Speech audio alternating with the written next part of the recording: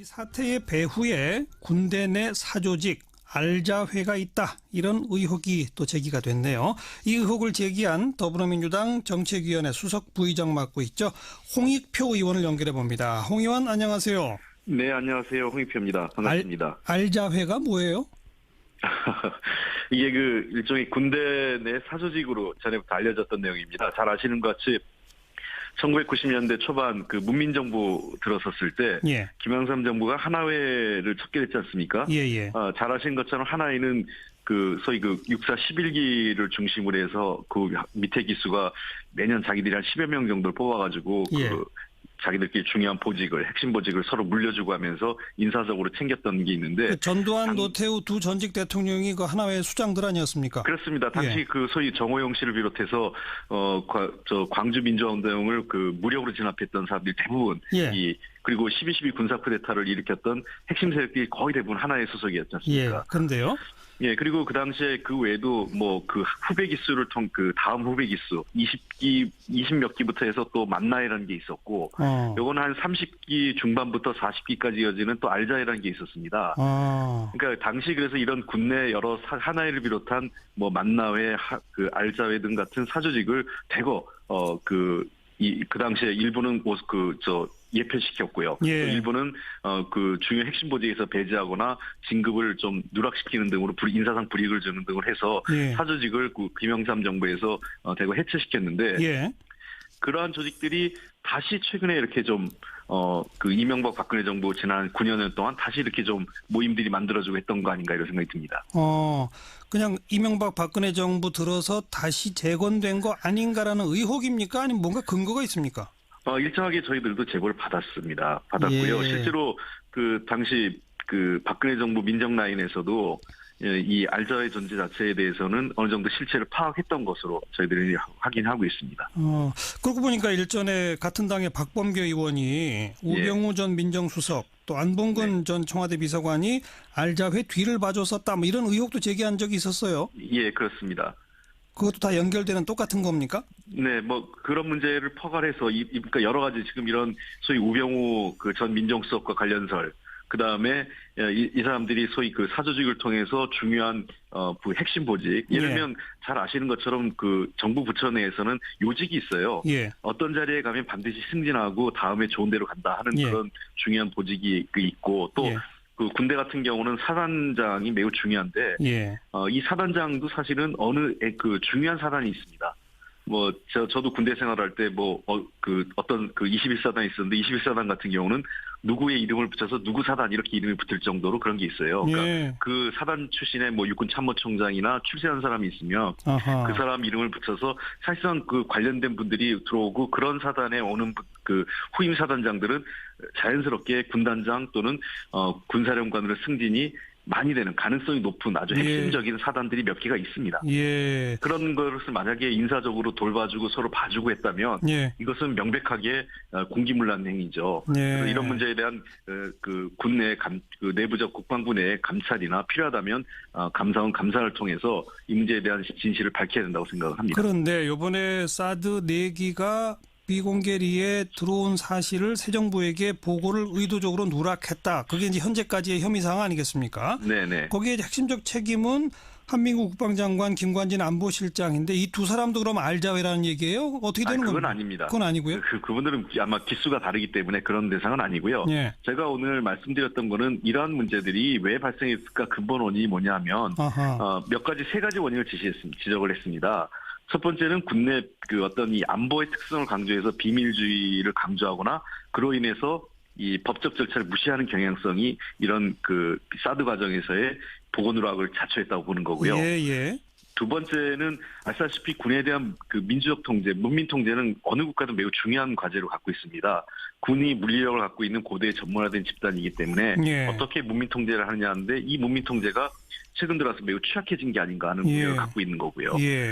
그다음에 세 번째가 군내의 사적 인연이나 또는 사조직을 통한 짬짬이 인사, 이로 인한 농단이죠. 예를 들면 지금 이 알자회뿐만 아니라 군대 내 지금 국방부 내에 횡행하는 게 독사파라는 게 또 있어요. 무슨 파요? 독사파요. 독사? 그러니까 예, 독일 육군사관학교를 갔다 온 사람들이죠. 연수를요. 아. 이게 뭐냐면 김관진 전 안보실장이 독일 육군사관학교를 연수를 갔다 왔거든요. 예, 예. 그러면서 이 독일 육군사관을 갔다 온 사람들이 전부 다 김관진 인맥으로 채워졌다는 거예요. 그래서 예. 국방부 내에서도 독사파, 한민구 인맥 등등 이런 식으로 모든 것들이 횡행된다는 것은 아하. 이 문제에 대해서 이거는 군조직이 매우 위기 상황이라고 저는 생각합니다. 그- 어떤 특정인에 대한 개인적 인맥 또는 알자회와 같은 이런 이 사조직을 통해서 예. 인사가 이루어지고 중요한 정책이 이루어진다면 이것은 한번 엄격한 내부 감사를 통해서 또는 외부 감사원 감사를 통해서 예. 이거는 한번 들여다봐야 된다는 것이죠. 그러니까 군의 어떤 비밀주의 또 문민 통제의 취약함 이게 이제 구조적인 배경이고 네. 그리고 혹시 알자회라든지 또 방금 언급하신 독사파라든지 이런 주요 보직들을 서로 이렇게 짬짬이 돌봐주는 그런 행태가 혹시 이번에 의도적 보고 누락에 영향을 미친 거 아니냐 이런 의혹이다 이 말이죠? 그렇습니다. 왜 이 문제가 되냐면 아시는 것처럼 중요한 보직을 서로 선후배 관계 가까운 사람들끼리 봐주면요. 어떤 문제를 논의할 때 이 다른 의견이 반영이 되지 않습니다. 그렇죠. 예. 자기들끼리 다 서로 짬짬이를 하는 거죠. 예. 그리고 두 번째 보고 누락이나 또는 사실을 은폐하거나 비리를 할 때도 이러한 이 사적 인연이나 또는 사조직들이 사실상 그러한 역할을 알게 모르게 유리한 환경을 만들어주는 거죠. 그런 예. 요소들을요. 그래서 예. 이런 군대와 같은 조직의 사조직은 매우 엄격하게 다뤄야 되는 것입니다. 방금 언급하신 그런 사조직화된 인사체계는 반대 의견을 표명 못하게 한다. 이거는 너무나 타당한 지적인데 이번 의도적 보고누락 사태와 지금 제기하신 그런 사조직적 행태와 직접 연결고리까지는 지금 없으신 거죠? 예, 아직까지는 찾지 못했고 바로 그러한 부분들이 우려가 있기 때문에 지금 네. 대통령께서도 감사를 좀 해야 된다는 지적을 하신 거죠. 조사를 해야 된다는 게. 네. 그래서 왜 이런 문제가 지적되냐면 사실 사드 반입과 관련된 결정 및 반입 과정에 대한 여러 가지 과정이 국방부 내에서도 아주 극소수만 알고 있습니다. 예. 그러니까 이 극소수가 만약 그런 사적 인맥이나 또는 사조직과 연관된 사람들끼리 서로 정보를 공유했다면 예. 얼마든지 정보를 은폐하거나 또는 고의로 누락하거나 하는 것들이 보다 훨씬 쉬운 거죠. 알겠습니다. 아직까지는 추정이신 거죠, 어쨌든? 그렇습니다. 네. 그러니까 차제의 조사를 또 감찰을 하는 바에 여기까지 좀 들여받아 달라 이 말씀이로군요. 네. 그리고 네. 기왕이면 이분들이 만약에 설사 그런 의혹에서 사실이 아니라면 이분들의 명예회복도 되는 거기 때문에 예. 저는 이 문제는 엄격하게 한번 팀이 아주 구체적으로는 조사가 필요하다 이렇게 보고 있습니다. 예. 더 구조적으로는 홍 의원이 아까 먼저 지적하신 이 안보상 이유란 이유로 지나친 비밀주의 그리고 문민 통제에 힘이 미치지 못하는 것 사실 이거를 바꿔야 되지 않겠습니까? 그렇습니다. 이게 근본적인 문제입니다. 그 근본적인 대안으로는 어떤 게 있을까요? 우리도 좀 민간인 출신 국방장관 이런 거 가능할까요?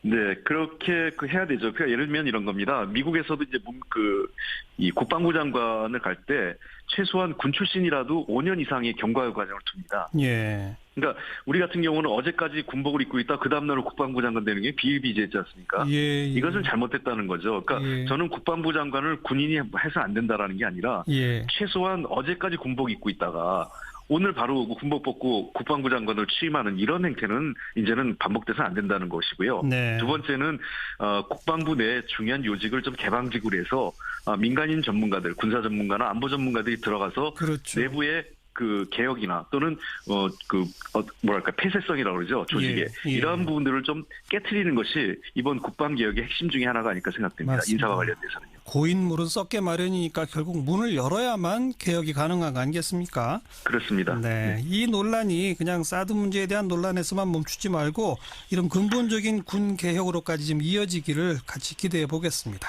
여기까지 네. 말씀드릴게요. 고맙습니다. 네, 감사합니다. 더불어민주당 홍익표 의원이었습니다.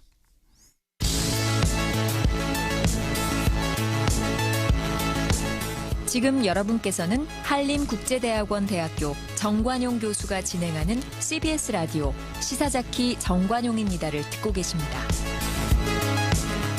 문재인 대통령이 가습기 살균제 관련된 공약 실행 방안을 좀 만들어라 이렇게 지시를 했고 현재 준비 중이다 이런 사실이 밝혀졌습니다.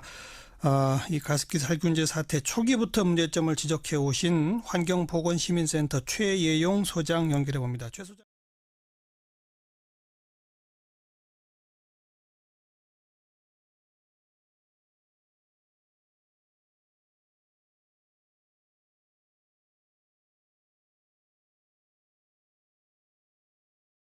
를 비롯한 뭐 만나회, 그 알자회 등 같은 사조직을 대거 그 당시에 일부는 예표시켰고요. 예. 또 일부는 그 중요 핵심 보직에서 배제하거나 진급을 좀 누락시키는 등으로 인사상 불이익을 주는 등을 해서 예. 사조직을 그 김영삼 정부에서 대거 해체시켰는데 예. 그러한 조직들이 다시 최근에 이렇게 좀 그 이명박 박근혜 정부 지난 9년 동안 다시 이렇게 좀 모임들이 만들어지고 했던 거 아닌가 이런 생각이 듭니다. 그냥 이명박 박근혜 정부 들어서 다시 재건된 거 아닌가라는 의혹입니까? 아니면 뭔가 근거가 있습니까?